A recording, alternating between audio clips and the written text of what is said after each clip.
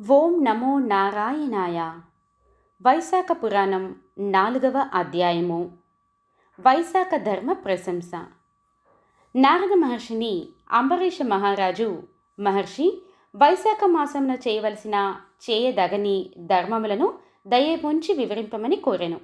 అప్పుడు నారద మహర్షి ఇట్లనెను: అంబరీష మహారాజా, నీకు గల ధర్మ ఆసక్తిని మిక్కిలి సంతోషం కలిగించుచున్నది. వినుము. నూనెతో తలంటుకొని చేయు అభ్యంగ స్నానము, పగటి నిద్ర, కంచు పాత్రలో భుజించుట, నిషిద్ధములైన ఆహారములను అంటే ఉల్లి మొదలైన వానిని భుజింపకుండుట అను 8 వైశాఖ మాస వ్రతము చేయువారు మానవలెను. 2 మార్లు భుజింపరాదు, అంటే పగటి యందు భుజించి రాత్రి భోజనమును మానవలెను. వైశాఖ మాస వ్రతమును పాటించువాడు తామరాకును భుజించిన పాప విముక్తుడై వైకుంఠమున చేరును. వైశాఖ మాస వ్రతము పాటించువారు ఎండలో నడిచి అలసిన వారి పాదములను కడిగి ఆ జలమును భక్తి శ్రద్ధలతో తలపై చల్లుకునవలెను. ఇది ఉత్తమమైన వ్రతము. మార్గాయాసమునందిన ఉత్తమ బ్రాహ్మణుణ్ణి ఆదరించి ఉత్తమ ఆసనమున కూర్చుండబెట్టి వానినే శ్రీ మహావిష్ణువుగా భావించి వాని పాదములను నీటిచే కడిగి ఆ పవిత్ర జలమును తలపై చల్లుకొనిన వాని పాపములన్నీయూ పటాపంచలే నశించును. ఆ జలమును తలపై చల్లుకొనిన గంగా మున్నగు సర్వతీర్థముల యందు స్నానము చేసిన పుణ్యఫలము సిద్ధించును. విష్ణు ప్రీతికరమైన వైశాఖమున నదీ తటాకాది స్నానము చేయక, తామరాకు మున్నగ ఆకుల యందు ఆహారమును భుజింపక, విష్ణు పూజ లేక కాలము గడిపిన ప్రాణి గాడిద కడుపున పుట్టి తర్వాత జన్మయందు కంచర గాడిదగా జన్మించును. ఆరోగ్యవంతుడై ఉండి దృఢ శరీరము కలిగి స్వస్థుడై ఉన్నను వైశాఖమున గృహస్నానము చేసినచో నీచ జన్మను పొందును. వైశాఖమున బహిస్నానము నదీ తటాకాదులలో చేయనివాడు 100 మార్లు సునక జన్మను పొందును.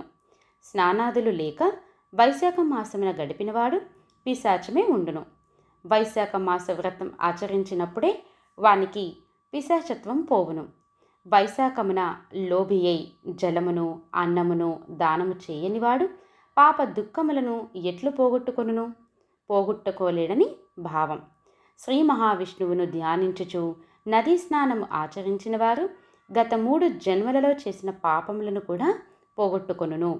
ప్రాతకాలమున సూర్యోదయ సమయమున సముద్ర స్నానము ఆచరించినచో 7 జన్మలలో చేసిన పాపములను పోవును. జాహ్నవి, వృద్ధగంగా, కాళింది, సరస్వతి, కావేరి, నర్మదా, కృష్ణవేణి అని గంగానది 7 విధములుగా ప్రవహించి సప్త గంగలుగా ప్రసిద్ధి చెందినది. అట్టి సప్త గంగలలో ప్రాతకాల స్నానమున వైశాఖమున చేసిన 1,000,000 జన్మలలో చేసిన పాపములను కూడా పోగొట్టుకునుచున్నారు. దేవతలచే నిర్మితములైన సముద్రాదులందు స్నానమును వైశాఖ మాస ప్రాతకాలమున చేసిన వారి సర్వ పాపములు నశించి పుణ్యప్రాప్తి కలుగును. గోపాదమంత ప్రమాణముల కల లోతు లేకున్నను ఆరుబయట తక్కువ జలమున్న సెలయేళ్ళు గంగాది సర్వతీర్థములు వసించును. ఈ విషయమును గమనించి భక్తి శ్రద్ధలతో వానియందు స్నానమాడవలను. రసద్రవ్యములలో క్షీరం ఉత్తమం. క్షీరము కంటే పెరుగు ఉత్తమం. పెరుగు కంటే నెయ్యి ఉత్తమం. నెలలలో కార్తీక మాసం ఉత్తమం. కార్తీకము కంటే మాఘమాసం ఉత్తమం. మాఘం కంటే వైశాఖ మాసం ఉత్తమం. ఇట్టి వైశాఖమున చేసిన పుణ్యకరమైన వ్రతము, దానము మున్నగునవి వటవృక్షము వలె మరింతగా పెరుగును. కావున ఇట్టి పవిత్ర మాసమున ధనవంతుడైనను దరిద్రుడైనను యథాశక్తి వ్రతము ఆచరించుచు బ్రాహ్మణునకు యథాశక్తిగా దానమియ్యవలను. కందమూలములు, పండ్లు, వ్రేళ్ళు, కూరలు, ఉప్పు, బెల్లము, రేగుపండు, ఆకు, నీరు, మజ్జిగ మొదలగు వానిని ఇచ్చినను కలుగు పుణ్యం అనంతం. బ్రహ్మ మున్నగ దేవతలందరి వారికిని ఈ మాసమున వ్రత దానాదులు లేనిచో ఎట్టి ఫలితము లేదు. దానము చేయనివాడు దరిద్రుడగును. దరిద్రుడగుటచే పాపములు ఆచరించును. అందుచే నరకమును పొందును. కావున యథాశక్తిగా దానం చేయుట ఎట్టి వారికైనను ఆవశ్యకము. కావున తెలివియున్నవారు సుఖమును కోరుచు దానము చేయవలెను. ఇంటిలో ఎన్ని అలంకారములున్నను పైకప్పు లేనిచో ఆ ఇల్లు నిరర్ధకమైనట్లు జీవి ఎన్ని మాస వ్రతములు ఆచరించినను వైశాఖ వ్రతము ఆచరింపనిచో వాని జీవితం అంతయు వ్యర్థం. అన్ని మాసముల వ్రతముల కంటే వైశాఖ మాసం ఉత్తమం. స్త్రీ సౌందర్యవతి అయినను గుణవంతురాలైనను భర్త కలిగి ఉన్నదైనను భర్తను ప్రేమించుచు భర్తృప్రేమను కలిగి ఉన్నను వైశాఖ వ్రతము ఆచరింపనిచో ఎన్ని లాభములున్నను వ్యర్థురాలని తెలుసుకొనుము. అనగా సర్వశుభ లాభములను పొంది యువతులను వైశాఖ వ్రతములు చేయనిచో వారికి ఉన్న అన్ని నిష్ఫలములు అని వ్యర్థములని భావం. గుణములెన్ని ఉన్నను దయాగుణము లేకున్నచో వ్యర్థములైనట్లుగా సద్వ్రతములెన్నింటినీ చేసినను వైశాఖ మాస వ్రతములు చేయనుచో వ్యర్థములగును సుమా. కూర పప్పు ఎంత ఉత్తములైనను ఎంత బాగుగా వండినను ఉప్పు లేనిచో వ్యర్థమైనట్లుగా వైశాఖ వ్రతములు చేయనిచో ఎన్ని వ్రతములు చేసినను అవి అన్నీ వ్యర్థములే అగును సుమా.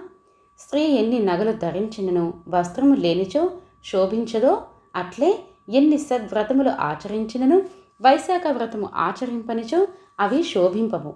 కావున ప్రతి ప్రాణియు ఈ విషయమును గమనించి వైశాఖ మాస వ్రతమును తప్పక ఆచరింపవలెను. సూర్యుడు మేషరాశి యందు ఉండగా వైశాఖ మాసమున శ్రీ మహావిష్ణువు దయను వైశాఖ వ్రతము ఆచరించి పొందవలెను. ఇట్లు చేయనుచో నరకము తప్పదు. వైశాఖ స్నానాధికముచే సర్వ పాపక్షయమై వైకుంఠ ప్రాప్తి కలుగును.